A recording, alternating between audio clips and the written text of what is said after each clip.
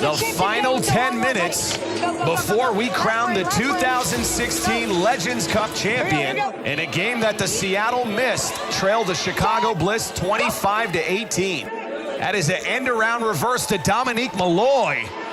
Malloy just continuing to deliver for this offense. I like the play selection. It's basic, but they're giving it to the players who got them there. Dominique Malloy outside and Stevie Schnorr inside. With her speed, you just can't catch her. She has good blocking outside, good stalk block by Bryn Renda. Solid game for Seattle. Ball out to the Chicago 21-yard line. Obviously, a lot of time remaining in this game. A 1st and 10 for this Seattle offense. Matheny back in the shotgun. Malloy again on the reverse, keeping it. Only managing 3 yards on that carry. It'll set up a 2nd and 7. If she would have stayed outside, again, she had good blocking outside, led by Bryn Renda. She tried to cut it back, but the blocking was outside. You could see the energy. She's still got a hop in her step despite 3 quarters of football. I have never seen a physical specimen like Dominique Malloy. She's having an outstanding football game. Stevie Schnorr is doing great when she gets the football. Just keep feeding the football. A 2nd and 7 ball at the Chicago 18.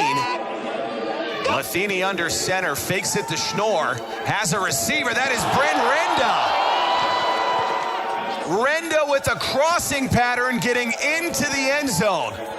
You gotta love it. They're 3 stars. You got Malloy, you got Schnorr, and now you get it to Bryn Renda one-on-one against Dominique Collins. Basic football. It's a post pattern. Boom. Get open, one-on-one, leader to football, touchdown Seattle. I love that drive. It is about time they start going to the weapons of this offense. And here's LaShonda Fowler getting to the edge, and that'll be their first extra point conversion of the night. That is classic Seattle football. You're 100% right.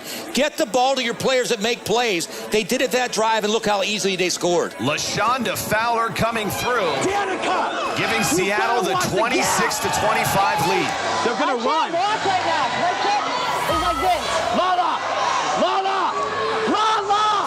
And you heard Danica Brace saying, I cannot walk out there.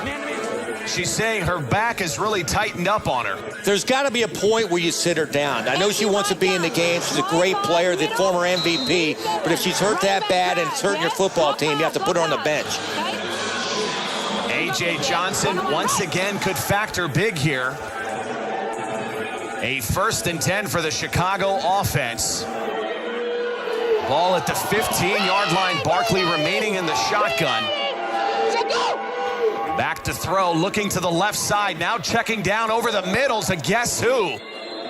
Number 18, A.J. Johnson.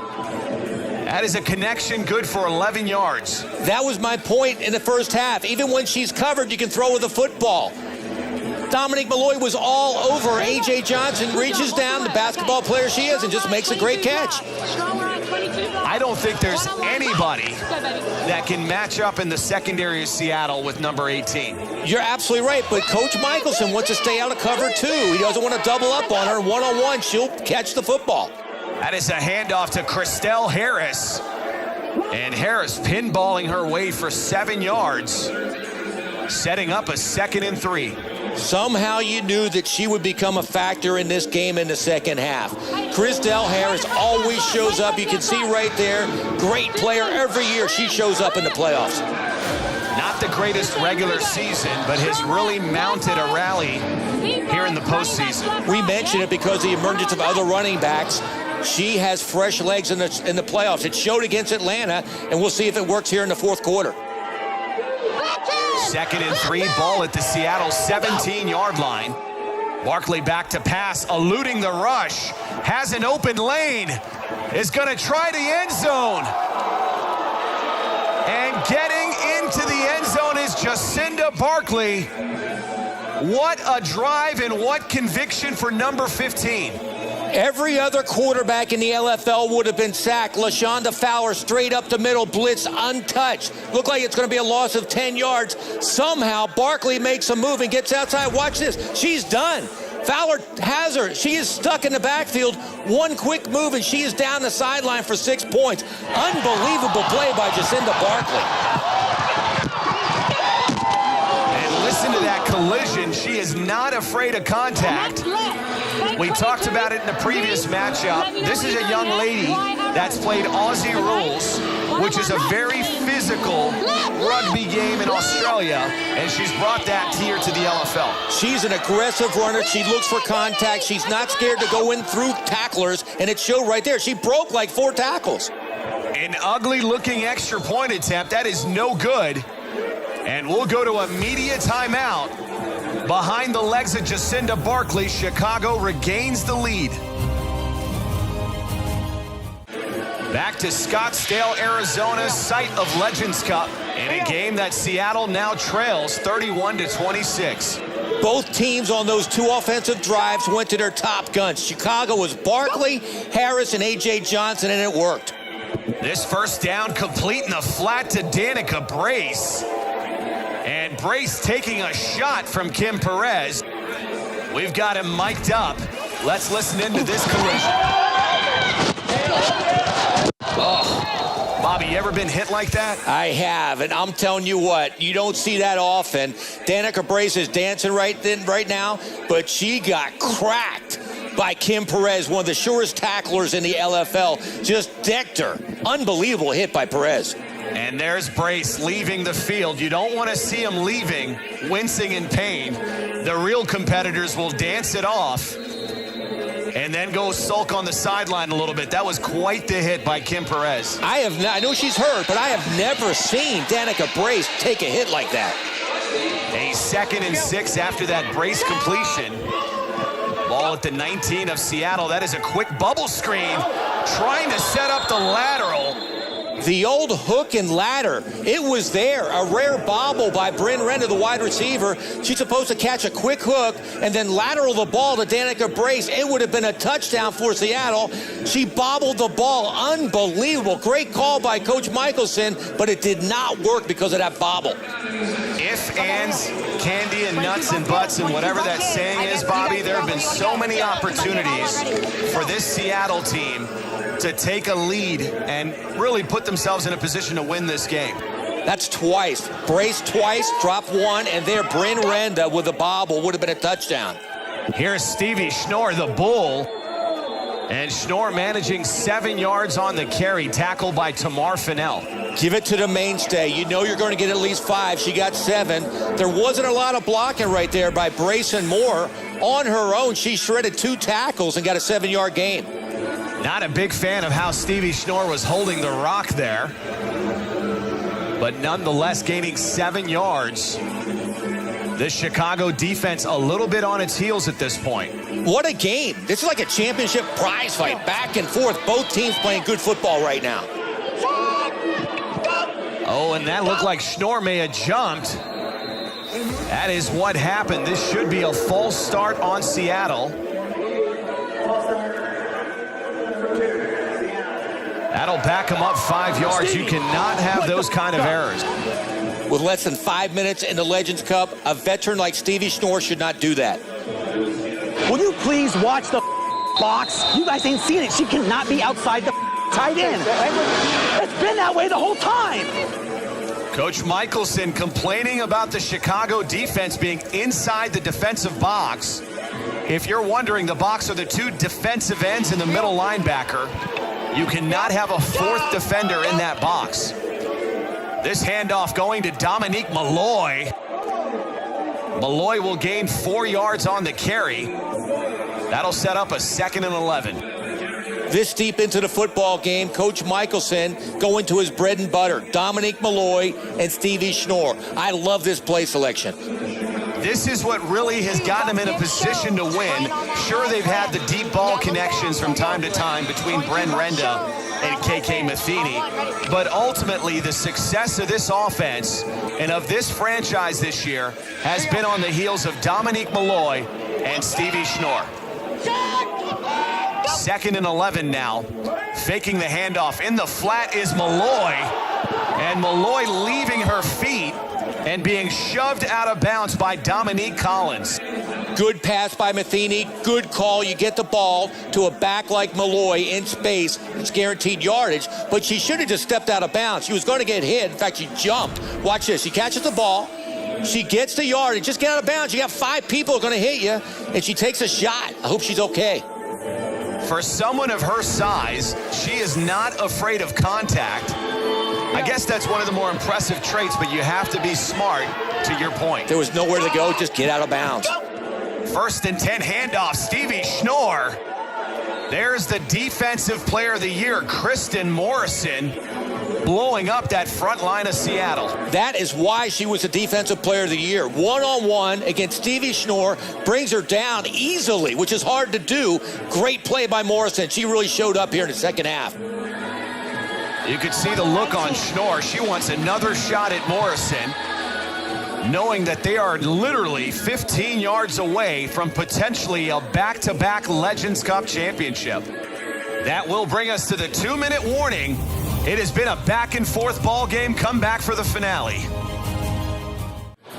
We're not ready. We can't even block on the line, let alone change block schemes. I mean, she came in I couldn't believe my eyes. I was, oh my God. Next play, next play. All right, watch the lineman release. Let's just go to straight cover 2. Straight cover 2. Kristen, play off the center. 2-man. Nobody's in there. A little bit of strategy as we come back for the final 2 minutes of the 2016 season and the Legends Cup. Coach Hack going to a basic cover 2. They want Morrison to back up to cover the pipe between the safeties. It's a long gainer needed by Seattle. Let's see if KK Matheny can come through. Play action, Matheny to the end zone. Has a receiver, no, that's intercepted. Tamar Fennell with potentially a game-ending interception for Chicago. Just a bad pass by Matheny. She targeted Bryn Renda in the corner of the end zone. One-on-one, that's not a bad target, but simply underthrows the ball. She didn't get hit, way underthrown, 5 yards. Fennell simply came over and caught the football. I don't know what KK was thinking. My bigger concern would be her placement of the football. You've got a tall, lanky receiver in Bryn Renda. Throw it high and away where she only has the opportunity at it. Don't throw it underneath and then go late. That gives you no chance at success. Absolutely. We've said it for years. Bryn Renda is one of those receivers that's open when she's covered. Give her a chance. I'm worried if that ball just simply slipped out of her hand because she can get it there, but it was well underthrown. What a brilliant move by Christelle Harris. Saw that she was being forced to the sideline and knows the clock is another opponent to Seattle. Cut it back inside, and we're under 1:40 now. I would not be shocked if the Ferrari gets it every play. To get yardage, she'll get positive yardage, and to run the clock down. Seattle only having 1 timeout remaining. They've got to go for a strip of the football here. 2nd and 12. Handoff again to Christelle Harris, getting to the outside and then cutting inside. And look at the Seattle defenders trying to push her out of bounds. That is a game-ending first down for Christelle Harris. And I hate to say it, but Danica Brace, I love her heart. I love her staying in the game the whole time. But the old Danica Brace, who wasn't injured, would have made the tackle in the backfield. She was there one-on-one. She was unblocked. She got to Christelle Harris, simply couldn't reach her because of her injury. That is the one doubt. We don't know what Danica Brace would have done in this game at 100%. It will not matter now as Chicago lines up for the victory formation. And then Brace just taking a cheap shot on Jacinda Barclay. That is total frustration. She should be penalized by the league. That is simply uncalled for. You have a quarterback in a defenseless position. When she gets herself up, you can't. She could have slipped and I gotta go. Oh, now when she puts her knee and gets herself up, you can't do it. And I'm going back again. And I'm going back again. Totally uncalled for by Danica Brace. Jacinda Barclay's in the victory formation, taking a knee, defenseless. You don't take cheap shots like that. I think it's that moment of realization, knowing that everything you've worked for, dating back to minicamp, training camp, OTAs, all the weights, all the running, all the game film, has come to an end here. You really have to hand it to quarterback Jacinda Barclay. She came to play tonight. What a game she played. She was down, she got picked off, she came back, and they got the championship back. What a moment for this franchise. They are 12 seconds away from being the 2016 Legends Cup champions. And with this young talent, you got to believe they're going to be back. Absolutely. A lot of people counted them out when they lost their quarterback, Heather Furr, and their top wide receiver, Allie Albers. But with the emergence of quarterback Jacinda Barkley and wide receiver A.J. Johnson, they might be here for a long time. Do not forget Kristen Morrison. The fact that Christelle Harris still has some tread left on those tires. This is a franchise set up for a big run here. Absolutely. The coaching staff, the finest coaching staff in the LFL, they had their team ready to play tonight. Their quarterback was ready. The defense was ready. Outstanding preparation by Chicago. Well, that'll do it for us here, partner. It has been an absolute privilege joining you in the booth this season. It's been a pleasure. It's been a great season, and the two top teams got to the championship. What a night. Exactly the way it should play out. That'll do it for us here from Scottsdale, Arizona. For Bobby Huco, our sideline reporter, Desi Mitchison, our producer, Jonas Nordman, this is Mitch Mortaza. We will see you in 2017.